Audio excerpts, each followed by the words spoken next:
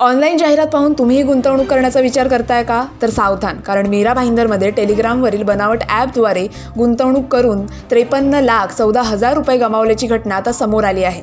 2023मध्ये टेलिग्रामवरील बनावट ॲपद्वारे जोशी आणि फर्नांडिस या दोन तक्रारदारांना पैसे दुप्पट करण्याचे आमिष दाखवून त्यांची 23,14,000 रुपयांची ऑनलाईन फसवणूक करण्यात आली होती. फसवणूक झाल्याचे लक्षात येताच तक्रारदारांनी 10 नोव्हेंबर 2023 रोजी केलेल्या तक्रारीनंतर IT कायद्याअंतर्गत गुन्हा दाखल करण्यात आला.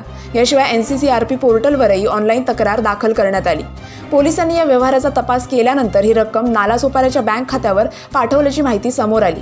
त्यानंतर 2 आरोपींना अटक करण्यात आली. या संपूर्ण प्रकरणाबाबत सायबर पोलिसांनी न्यायालयात अहवाल सादर केला आणि फसवणुकीत गमावलेली रक्कम तक्रारदारांना फसवणूक करणाऱ्यांच्या बँक खात्यातून परत करण्यासाठी पोलिसांनी न्यायालयाची परवानगी घेतली आणि अखेर 13 महिन्यांनी तक्रारदार जोशी आणि फर्नांडिस यांना पैसे परत मिळाले.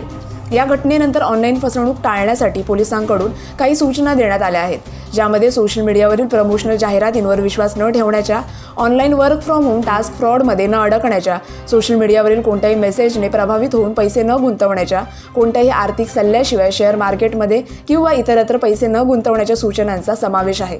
तसेच ऑनलाईन फसवणूक झाल्यास पोलिसांनी जनतेला तात्काळ त्यांच्या बँकेशी संपर्क साधावा आणि जवळच्या पोलीस ठाण्यात जाऊन तक्रार नोंदवावी असे आवाहन केले आहे. पोलिसांनी असेही म्हटले आहे की तक्रारदार cybercrime.gov.in या वेबसाईटवर ऑनलाईन तक्रार नोंदवू शकतो किंवा हेल्पलाईन क्रमांक 1930 वर संपर्क करू शकतो.